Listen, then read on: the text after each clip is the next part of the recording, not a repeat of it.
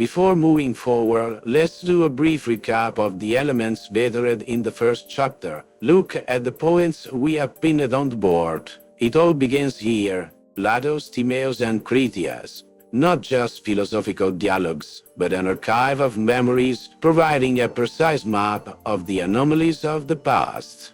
First clue, the myth of Phaeton. Plato reveals that behind the fable of the boy who sets the earth on fire with the sun's chariot, a cosmic reality is hidden, astronomical events that, in millenary cycles, bring destruction on a large scale. But here's the first detective question arise. If that humanity was destroyed, who observed and preserved the memory of such events? Analyzing the content of this fragment and comparing it with modern science, we must admit that the information in the Timaeus today would have only one possible source, an aerospace agency. We must also add that, a few lines later, we had another revelation.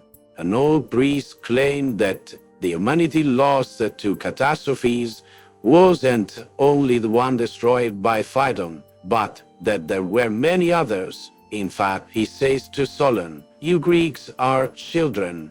You remember only one flood, but many others occurred before, and fire and water were the causes of many destructions." The conclusion is that humanity history is not a straight line, but a succession of cycles. Humanity is rising from the ashes after titanic cataclysms, condemned to oblivion every time the hourglass of time is turned. And here is the centerpiece of our puzzle, the Sumerians, the point zero of our official history. If we cross Plato's data with archaeology, the paradox is evident. We have a people who, without any documented transition phase, go from cave paintings to the design of city-states, agriculture, and hydraulic engineering. For official history, it's a sudden progress. For a rational investigation, it's a technical impossibility. The data is clear, there is no trace of slow evolution. The Sumerians appear on the scene with a turnkey package of knowledge.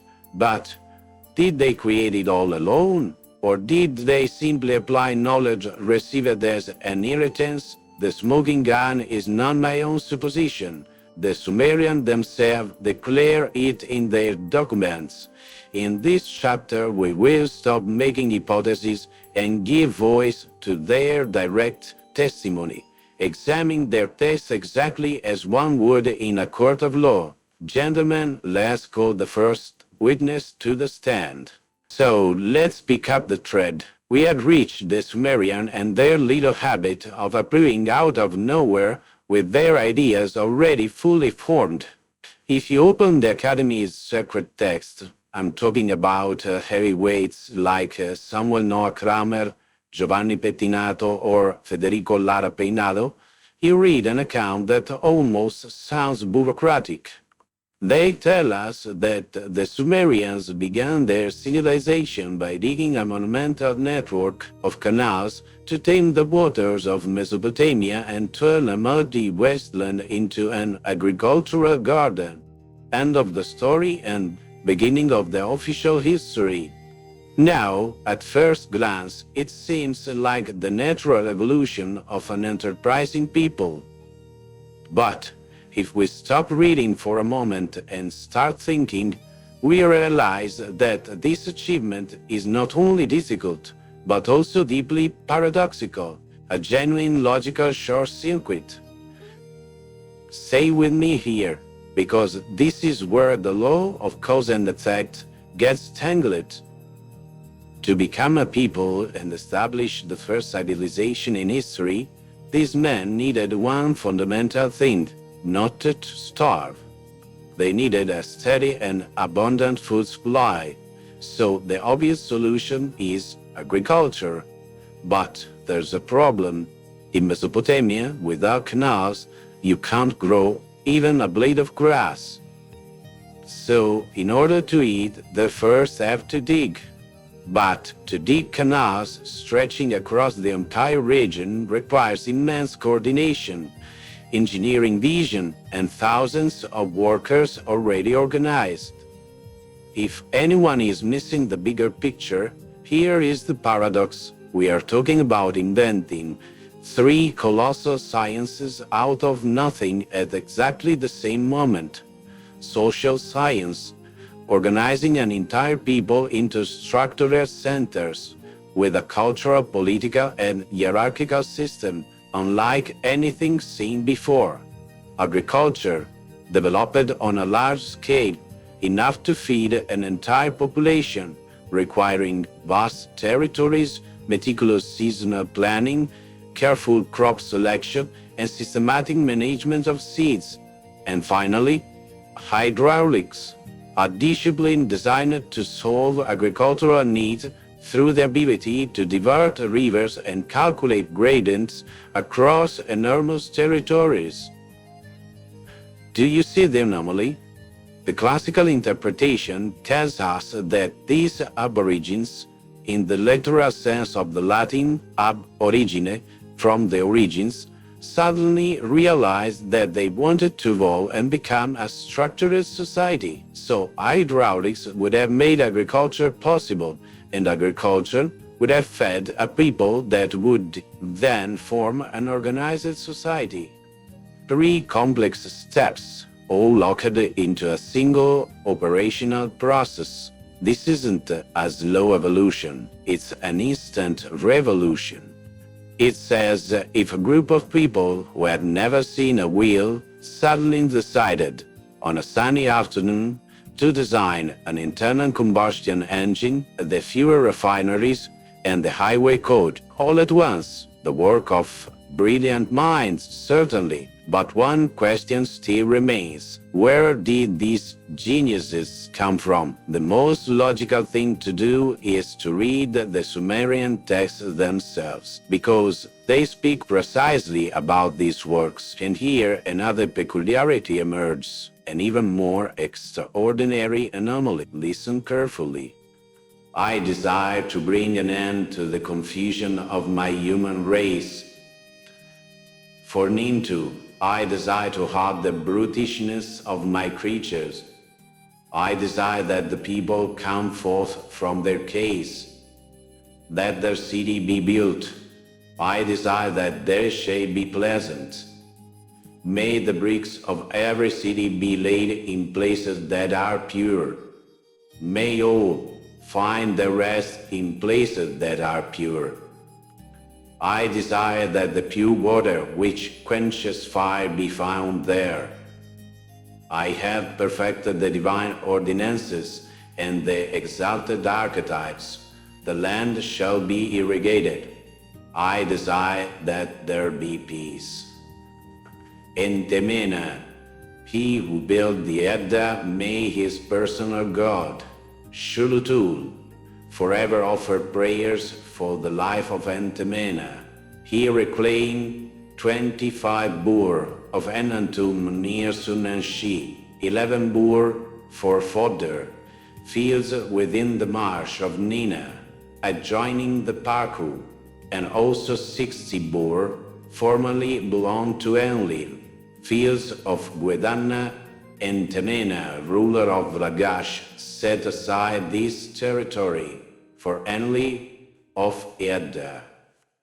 The ones who are speaking here are the Dingir, not the Sumerian people. The Dingir are those whom academia calls the gods. According to this testimony, it was the Dingir, not the Sumerians, who drove urbanization, the reclamation of the lands, and the introduction of agriculture, contrary to what we read in academic texts. And that naturally raises a question. Were the Sumerians the children of a silent prehistory, or the heirs of something we are still failing to consider? To even begin answering that question, we first need to understand and properly assess the scale of the work accomplished in hydraulics alone, a challenge that transformed the primordial swamp into the Garden of Eden. To properly assess that, I need the perspective of a technical specialist, someone capable of analyzing this achievement, calculating its true magnitude, and giving us a measurable assessment. Let me introduce my extremely capable, hyper-connected, and unquestionably all-meticulous assistant, the one who sifts through data while I chase myths. My name is Ratio, Metron Ratio. My task is to translate Yunus' philological enthusiasm into statistical probabilities and engineering realities. Good evening, mythonauts. Welcome, Metron. Your task is to tell us just how much of an impossible mission reclaiming Mesopotamia really was. Let's analyze the facts. We are talking about an area of roughly 60,000 square kilometers, apparently flat, but actually hiding certain slopes. To reclaim an area like this, digging alone is not enough. First, you have to plan. We have no record of the Sumerian plans, so I'll explain how today, in the 21st century, a project of this scale would be carried out. According to my calculations, a project like this would require topographic survey without LIDAR technology or satellites. Measuring the elevation difference between 2 points 50 kilometers apart is a geodetic nightmare. If you miscalculate the slope by only a few millimeters, the water won't flow. It stagnates, creating even larger marshes or destroying the embankments. Planning. You can't just start digging at random. You need a master plan coordinating the main canals, the secondary canals, and the locks. If we assume a workforce of 10,000 people digging by hand, under favorable ground conditions, it would require about 17 years of uninterrupted work. If the soil is clay-rich or difficult, the estimate rises to 67 years. Here we run into a logistical paradox. Now let's ask the question that reveals the interpretive short circuit in this whole story. Who fed those 10,000 workers over a span of time X while they were digging? By definition, land reclamation exists to create agriculture, and agriculture exists to feed the people doing the digging. So these excavations were carried out at a time when agriculture was still just a plan, not an active industry, and digging such a vast area required a massive workforce that would have needed an enormous supply of food. So while those men were working, who was providing their food? And where did that food come from? This is where the logic falls back on itself, because one crucial point has never really been considered, nor has anyone ever noticed that the result is needed to create the cause. To feed 10,000 workers for decades, you need intensive agriculture already in place. But intensive agriculture cannot exist without the very canals those same workers were digging. Besides, digging without geodetic surveying instruments, which academia says did not exist, reduces the probability of successfully draining 50,000 square kilometers to nearly statistical zero. All this brings us to what I call an epistemological anomaly. For those unfamiliar with the term, epistemology is the study of knowledge, how a science is born, what its foundations are, and how it becomes validated. Every science we know follows a learning curve, attempts, failures, drafts, refinements. Here, instead, we face an abyss. How could a people considered aboriginal have invented hydraulic engineering, slope management, and organized agriculture without leaving any trace of a transitional phase? Where are the failed designs? Where are the centuries of experimentation needed to understand fluid behavior across an entire region? Instead, academia presents us with a finished picture, an engineering masterpiece that appears out of nowhere, Already perfect, already operational, without a single error from the very first attempt. But science does not work that way. No technique exists without a body of knowledge that comes before it. Just as no great work exists without planning and design. This is not merely a historical gap, Unus. It is a deafening silence in the data. An evolutionary leap that challenges the laws of applied logic. It's like discovering a skyscraper in the Neolithic and claiming it was built by people who had not yet figured out how to keep a hut standing. In conclusion, the hypothesis you propose is not unreasonable. A people applying an already complete body of knowledge with millimetric precision, whose origin and methods remain unknown, yet whose monumental results we can still see today. Thanks, Metron. A moment ago, we read the Sumerian texts and gave voice to their own testimony, where it says that the gods carried out these extraordinary works. But if we think about it, that's a double anomaly. Imagine you were the Sumerians, a gifted people, perhaps proud of your achievements and of founding the world's first civilization. So why wouldn't you claim the credit for your own accomplishments? Academia tells us that the gods, the famous Dingir, were nothing more than archetypes of the human mind, in simple terms, fantasies, psychological needs, imaginary friends invented to explain the world around them. The Sumerians built the cities, invent writing, mathematics, and then, when they finally had a stylus in their hands to write their own history, what do they write? We did it. We were amazing. No, they write. We did nothing. It was them. The gods, the Dingir, just as we read a moment ago. So, to sum up the official version, we have a people of absolute geniuses who can do everything. Yet they suffer from such a severe inferiority complex that they invent imaginary beings to whom they attribute all their social evolution. Let's stop for a moment and ask ourselves one question. What if we are the ones who are misinterpreting who the Dingir really were?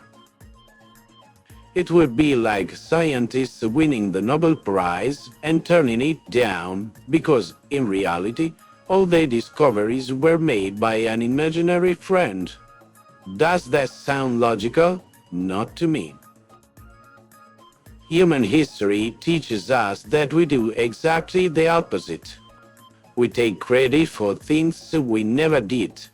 We steal ideas, we steal other discoveries, but giving credit for a monumental achievement, one you have struggled to accomplish under the desert sun, to an imaginary character, well, that's rarer than finding a meteorite in your coffee. I prefer a simpler kind of logic. I'd rather believe the people who actually wrote these things. If a civilization of builders said they received instruction from someone, then maybe that someone wasn't an archetype. Maybe it was a teacher with both feet firmly planted in the mud. But then, if the gods weren't imaginary, who were they? Someone has already answered that question, and soon we'll read every testimony on the subject. But for now, we are still in Mesopotamia, among the Sumerians, and here, the real issue, at least in my humble opinion, isn't what the texts actually say, but how we choose to read them. We have a biased perspective. Whenever we read about ancient civilizations, we automatically look for the divine or the mythological to dismiss whatever we don't understand. But let's take one step back and look at the words. Those masters, those teachers who brought civilization to the Sumerians, weren't called angels or spirits. They were called Dingir. If we analyze the term Dingir, We see that Din is translated as God and Jir as mighty, but there may well be other ways to read it. And the one I consider the most likely is literally mighty lords. So, the Sumerians weren't talking about ethereal beings, they were talking about a ruling class, a group in power. Try to picture the Dingir not as gods in the clouds, but as a team of specialists, a real team of flesh and blood people. If you read the chronicles, these Dingir display remarkably human traits. They love, they fight each other, they work, they teach, they govern, they trade, and they get their hands dirty. They engage in politics, they organize construction projects, they manage resources. The supernatural or magical events are actually very few and are often nothing more than the result of our forced interpretation or of an ancient language that used metaphors to describe technologies or places that today we would simply call by different names. In short, what we really need to rethink is the very concept of God. Here we are talking about a humanity for which we have mountains of documents, yet we have chosen not to believe them. A humanity that could do things we still do not fully understand. And this is where the circle closes, and we return to Plato. Remember the Timaeus? The earliest civilization destroyed by cycles of fire and water. What if those Dingir, those mighty lords, were simply the survivors of one of those civilizations? People who escaped the flood, or even an older catastrophe, who appeared before a primitive people carried the blueprints, the mathematics, and the knowledge of a world that no longer existed. If we accept this hypothesis, the Sumerian sudden cultural leap stopped being an inexplicable miracle. It becomes logical. It's a legacy from those who lost everything to those who were about to begin from nothing. To my eyes, the Sumerians did not invent civilization, they inherited it. I cannot claim that, but I believe it is the most logical and the most likely explanation. Besides, those people told us who gave them that knowledge. The real problem is us, and that dogmatic way we keep reading those texts as nothing more than myths. The idea that they were teachers of humanity is not something found only in the Sumerian tradition. Berossus the Chaldean speaks of it as well. In his account we find the Apkallu, figures that deserve a discussion of their own. It would be a mistake to dismiss them in just a few words. For now, let's simply focus on the idea of beings who pass knowledge on to mankind. But don't worry. The path we are following will bring us back to shed light on these figures as well, but with far more tools than the ones we have today. There was a great multitude of people in Babylonia, and they lived without laws, just like wild animals. In the first year, a beast named Oannes appeared from the Erythraean Sea, in a place adjacent to Babylonia. Its whole body was that of a fish, but a human head had grown beneath the fish head, and human feet had similarly grown from the fish tail. It had a human voice, and an image of it is preserved to this day. He, Berossus, says that this beast spent its days in the company of men, but ate no food. It gave the men knowledge of letters, sciences, and arts of every kind. It also taught them how to found cities, erect temples, formulate laws, and measure fields. It revealed to them seeds and the harvesting of fruit, and in general gave them everything connected with civilized life. Since the time of that beast, nothing new has been discovered. But when the sun set, these beasts, Oannes, would dive into the sea and spend the night in the abyss, for it was amphibious. Later, other beasts appeared. He, Berossus, says he will discuss these things in the Book of Kings. We are seeing the first pieces of the puzzle. Stories of humanity reborn after cyclic cataclysms, whose anomalies cannot be explained by the official interpretation. So I propose that we reconsider what we know about the great catastrophes described in the myths. The first one, the most universally famous, and the one Plato also speaks about, specifying that the Greeks remember only one, is the biblical flood, a story shared by many cultures all over the world, with details so similar that the idea of coincidence becomes statistically ridiculous. It's time to think outside the box. Let's see what happens when we stop looking at individual peoples and start looking at the bigger picture. Fasten your seatbelts because we are heading to India. Here, the flood myth is not just a story of survival, but the key to understand how knowledge passed from one humanity to another. But to navigate these waters, I need a guide that truly knows the terrain, and who possesses that touch of grace that I clearly lack. Mohini, my splendid and wise muse, I need some help for our mythonauts. Could you explain who Manu is and what role he plays in Indian texts? Seriously, Yunus? Right now, I was just at the point where the universe dissolves back into the breath of Brahma, and the life for my tongue was absolutely perfect. Fine, let's do this public service. Listen carefully.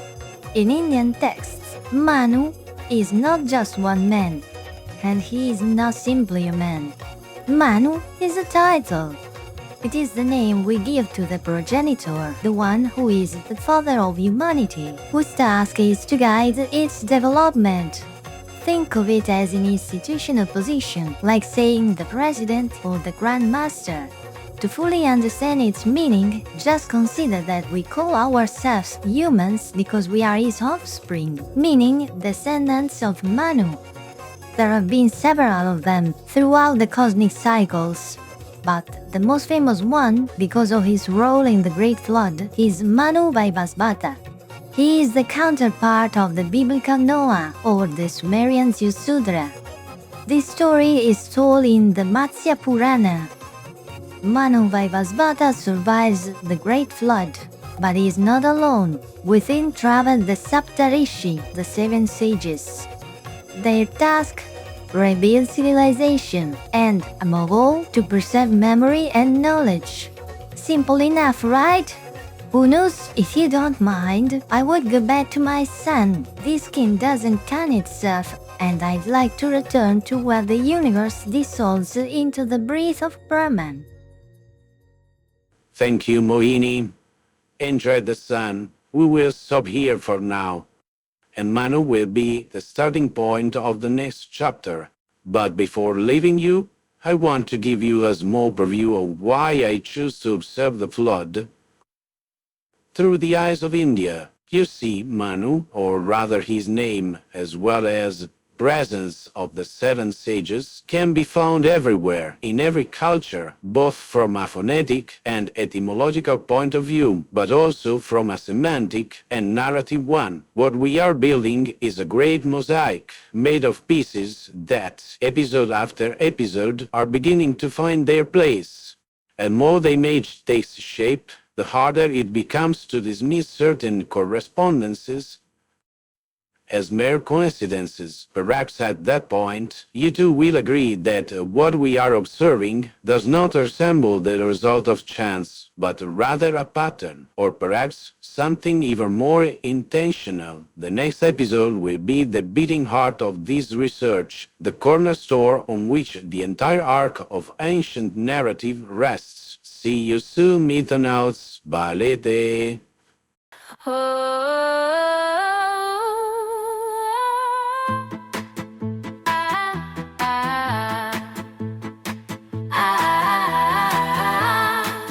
exploratores fati. Ego sum unius ex multis, nunquam toto divisus, unus et omnes, unus et nullus. Ex silentio natus, verba colligo semina fundu, memoriae ex fragmentis, radix in umbra, lux in origine, non fides et sitis veri, humanitas antiqua universalis. Ego sum unius ex multis, iterat mentem, iterat lucem, borto populorum, vita mundi, unus ex multis. Ave, ave, uius ex multis, unus ex multis, ignis fati, rota mundi, unus et omnes, ullus et nullus. Ave, ave, salvete.